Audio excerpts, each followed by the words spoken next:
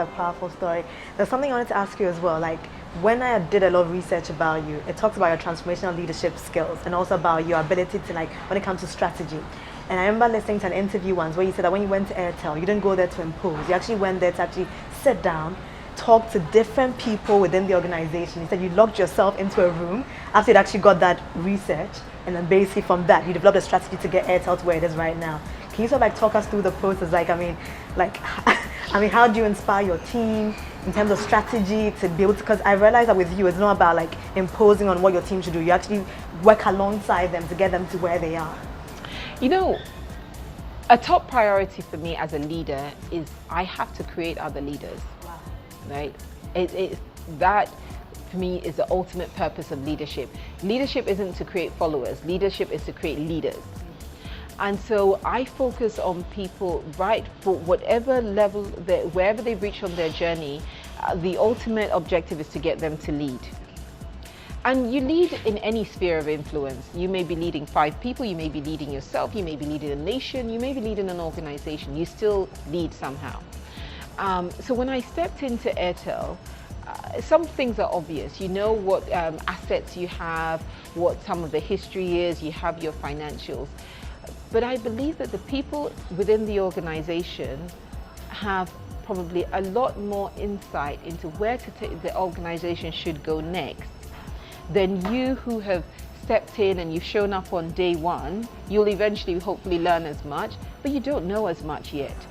Also, if you can engage the hundreds of people who in turn have interacted with customers, it means that you're able to actually bring in that number times a multiple of customers that they've engaged with, the insights of all of that into your discussion, which is why I was keen to ensure that we created a strategy that was bottom up rather than top down. Let's get all the inputs from as many people as possible into this discussion of strategy and where we go from here. And what you find in doing that is that people feel engaged and they feel that they're part of the process. We're creating leaders, right?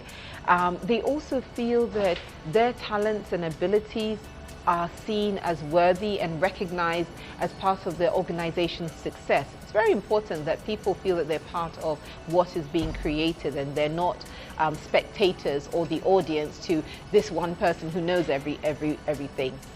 The other thing that is remarkable in that process, because you might think hundreds of people, you're just going to end up with a completely scattered strategy. No, what you actually end up with is common threads and themes that run through.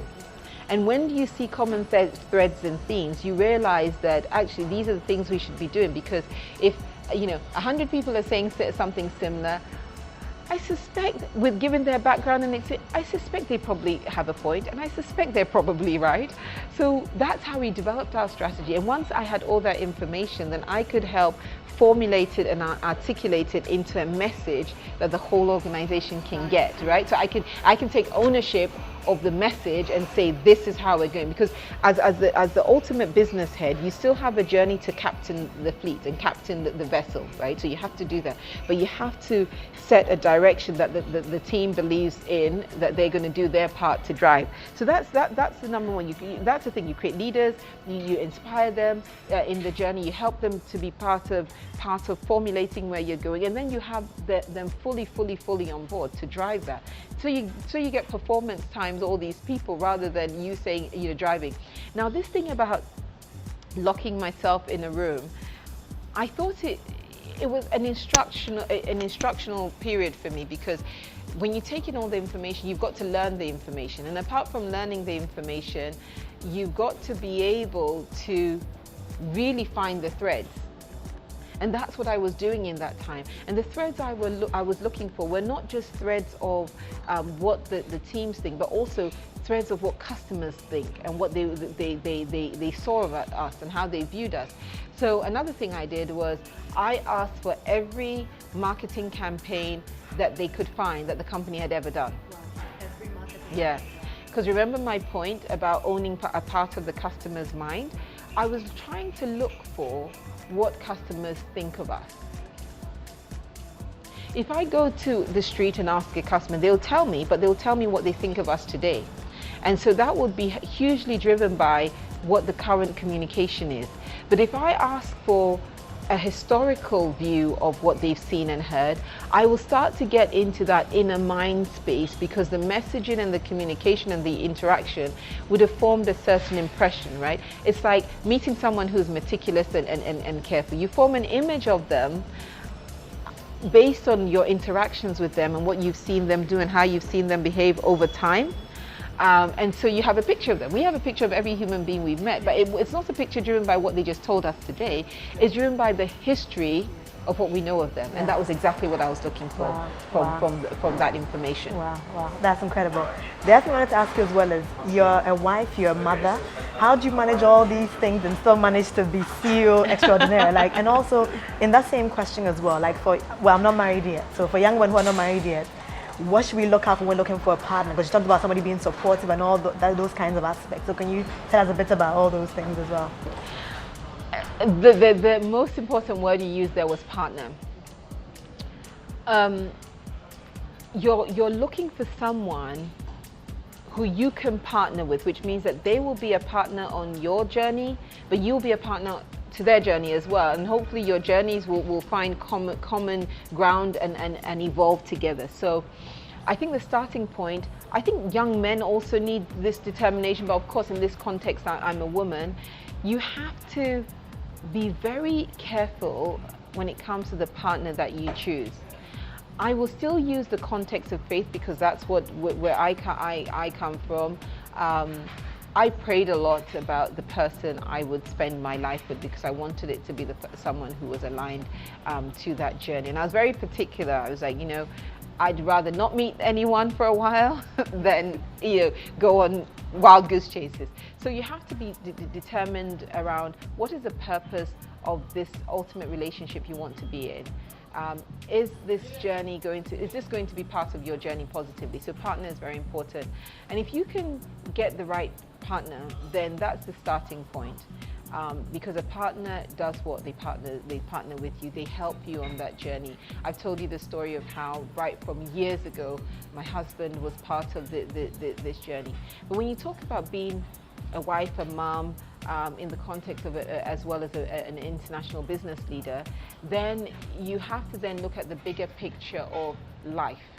And I like to organize my life in ways that create success. So I accept help from people who are willing to help me. So when my mother was willing to spend a year with me in France and look after my son, I had to trust that she would do the best possible for my son, given the circumstance. And I wasn't going to be in charge of everything that pertained to my son every day, because I was busy studying. And that was okay. I was okay with that. I accepted the partnership that she brought. I have people at home in Ghana who help me with things that I have to do around the house. Without overly imposing. So you have to also decide, what are the things that I have to absolutely do myself, and what are the things that I can be okay with somebody else doing. And I allow people to do what they need to do for me. And another factor is organization. So I have a very strong sense of separation of time. When I walk into work, I walk into work as the CEO of Airtel Ghana Limited, not Samuel, Tiana, and Michelle's mom. Okay. And I go there focused in that time. And I ensure that to be able to focus on working in that time, what needs to happen at home is well organized. I'm happy with where they are in school. I know what's happening after school. I know who's looking after them. I know what's happening after school. I'm allowing the things that my husband is also doing for him to do it, and not feel that I have to check and manage him as well. He's a partner in this, so he also knows what he has to do. So I focus in the time that I'm at work, which means equally when I'm away from work and I'm at home, I try really hard to ensure that I focus on them. And I have periods of focus, right? I like to focus on them in the morning. The first couple of hours when I'm up, it's all about, have they had the right breakfast? Is their packed lunch packed? Those things that will make me know that I've set them up for the day. I need to set you up for the day to know that, you know, I'm talking, okay, you get hungry during the day, okay, maybe I need to add something else to your pack lunch. Talk to them. What's going to happen? You know, what kind of mind frame are they going to school with? I do that very, very religiously. And then I know they're off to their day, and then I can go and be CEO of Airtel, and then I will come back to their day. Now, does it always work perfectly? No. But even when things don't work perfectly, it doesn't mean that you should have a plan and structure around what you're doing. It doesn't mean that I never get a phone call to say, your child is injured, please come to the school. It happens. And in that time I say, you know what? For this time, I have to stop being CEO and I have to go out there and be mum. But it's not the norm. So we have to be able to distinguish between what our routines are versus outlier activities or disruptions that happen. You manage them and then you keep going. And so that's how I try to balance it and make it happen. Sometimes I get really tired doing it, and when that happens, you take time out. Take time out and rest. Respect your body, look after yourself, rest, recharge those batteries, and get back on track. You are but a human being. Wow. Never forget that you're human. Yeah, wow. Early on, we're having a conversation about faith and then also business as well. Because I was telling about the fact that sometimes being in the faith, you kind of think that, oh, my impact should just be in church. But then we said that church is just a Sunday affair. It's about using what you've learned in church, obviously impact what you do outside. Yeah. So can you tell me a bit about your thoughts on, you know, faith and then business and, you know, the sort of like the mix between the two? Yeah. The thing about it is that faith, and then in my Christian faith, is really life for me. And I don't want it to belong to a certain pocket of life, a certain time of life. It has to be present and visible in all that I do, in how I do, in how I think. You know, if I am a person of integrity, it has to be that it's always there. If I believe that, you know, I'm called to do these things, and it has to always be at the forefront of my mind. So what does that mean? I think sometimes people are afraid that expressing their faith means that in the workplace means that they're opposed to diversity. It doesn't mean that at all, because we're called to be loving and compassionate and understanding of other people. So it has absolutely nothing actually to do with whether the person respects diversity or not. Actually, faith should make you respect the diversity of human beings even more. But your faith should inform your own behavior, your own attitude, your own engagement with people has to be strongly influenced and informed by that faith if you're practicing it. So I don't believe in a separation. I believe that it's a positive reinforcement, and it should be present in us, in our lives. It is what gets you through that really tough conversation at work. Someone's telling you something really tough, and how are you going to manage the way you're feeling about this? Or someone comes to you with their own struggles. Are you going to be compassionate enough, or are you going to say, you know what, I'm really sorry, I mean, this is a workplace, and you know, this struggle you're having, it's really nothing to do with me. Can you just please get on with your work? If only it was that simple. So faith should inform how we behave, how we think, how we interact, and how we demonstrate love and compassion, strength of will, hopefulness and positivity in the workplace. Definitely comes from a place of faith. So when you're not at work, what do you do for fun? Like in terms of like, you know, what do you do to have fun? More than anything else, I love to travel. I love to explore. So I love holidays away with the family and exploring with them. But you don't always get to do that.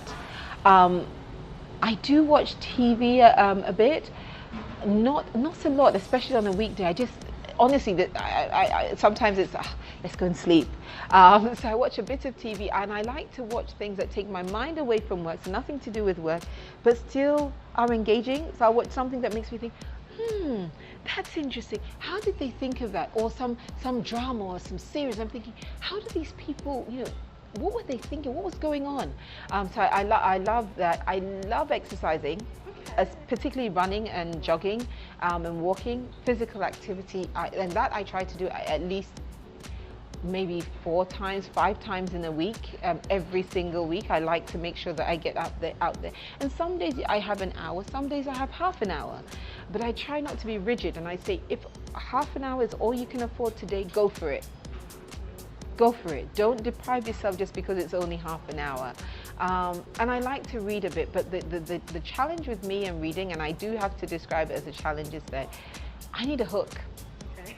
I'm not going to just read reams and reams. No, I need a hook. And if I'm hooked, I won't put it down. If there's no hook, and I always know when there's no hook, it's when I read 2 pages and I'm thinking, I wonder what's going on there. And another 3 pages, I wonder, and then I'm like, this book isn't really working out for me. So what's the last great book you read that you recommend? If I ask you a book recommendation. Or any book at all that you read in any part of your life that you felt I'm currently reading a book that was given to me a few weeks ago called CQ, Cultural Intelligence. Okay. So we've talked a lot about IQ. And we talked a lot about EQ, emotional intelligence. Cultural intelligence is a new challenge I'm exploring. So that's what I'm currently reading. But 2 books that I'd actually strongly recommend are, one is called Leadership and Self-Deception. And the continuation of that book is The Anatomy of Peace. And they're both by the Arbinger Institute. And I won't give too much away, but there's such a deep reflection on our own ability to influence the outcomes around us, particularly when it comes to relationships with other people, our colleagues, people who work for us, people who work with us, our bosses.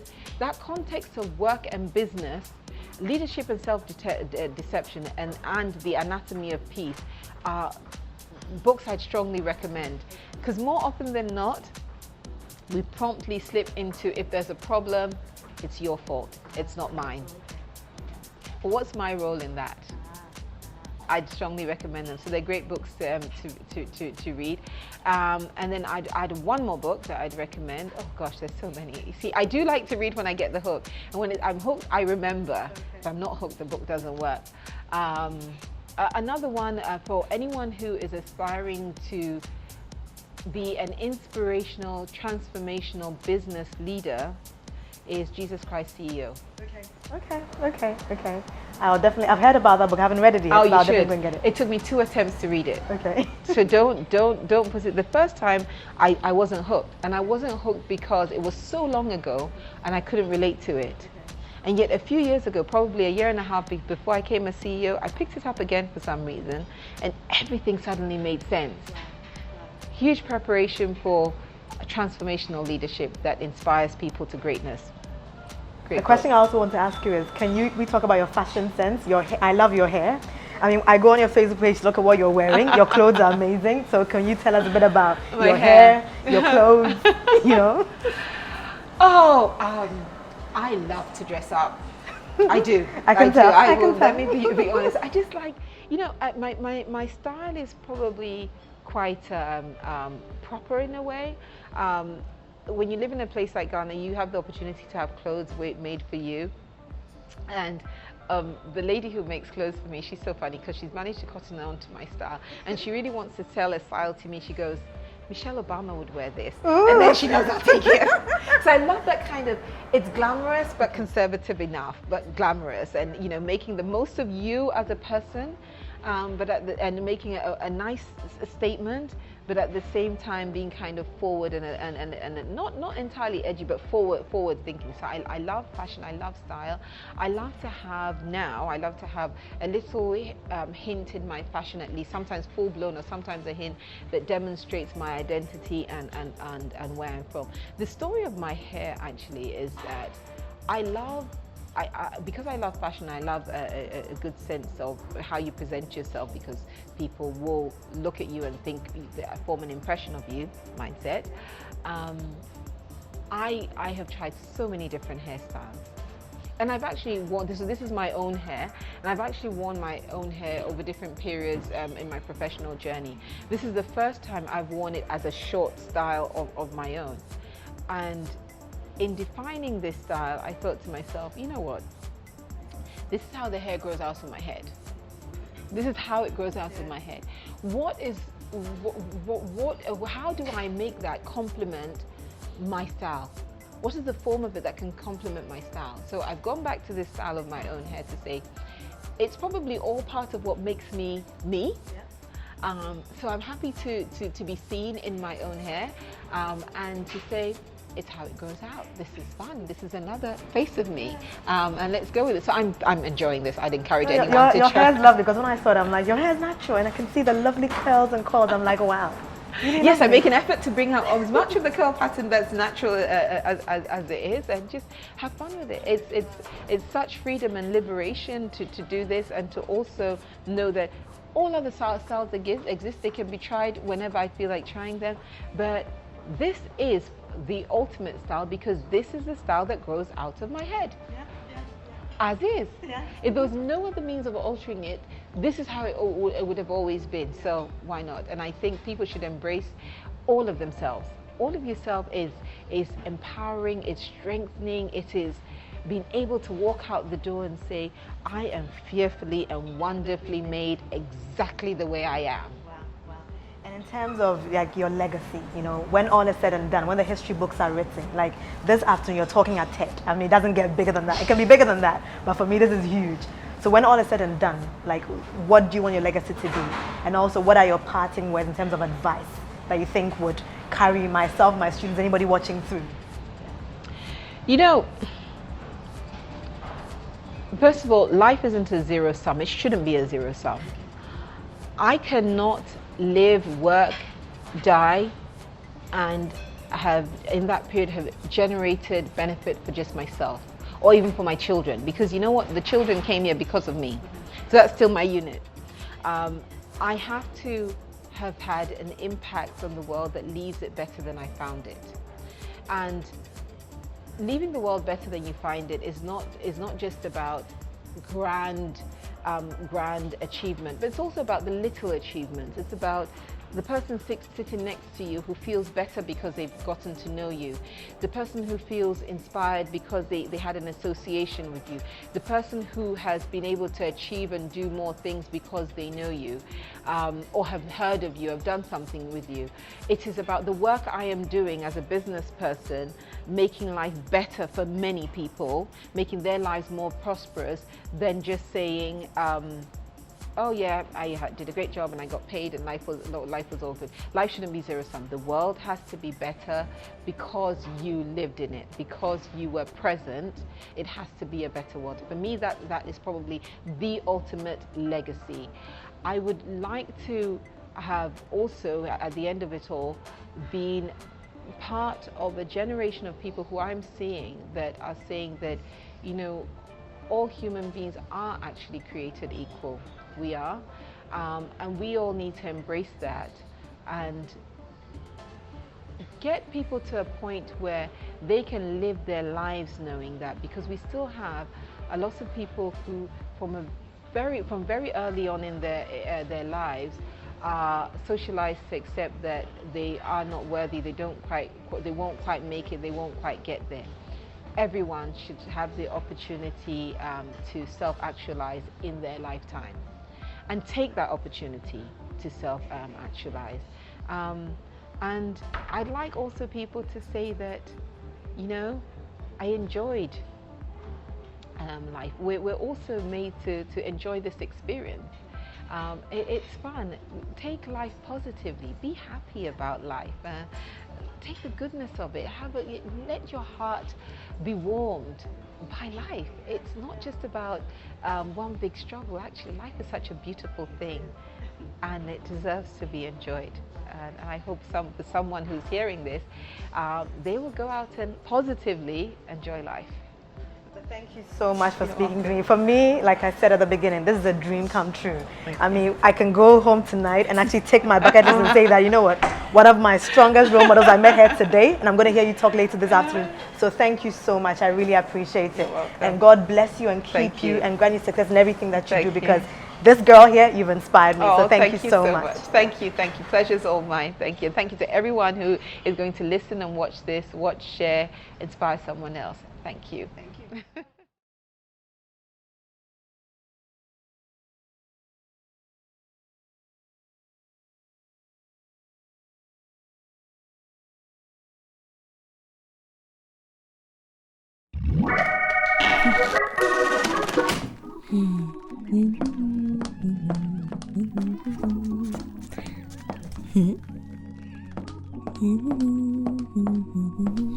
Cruise.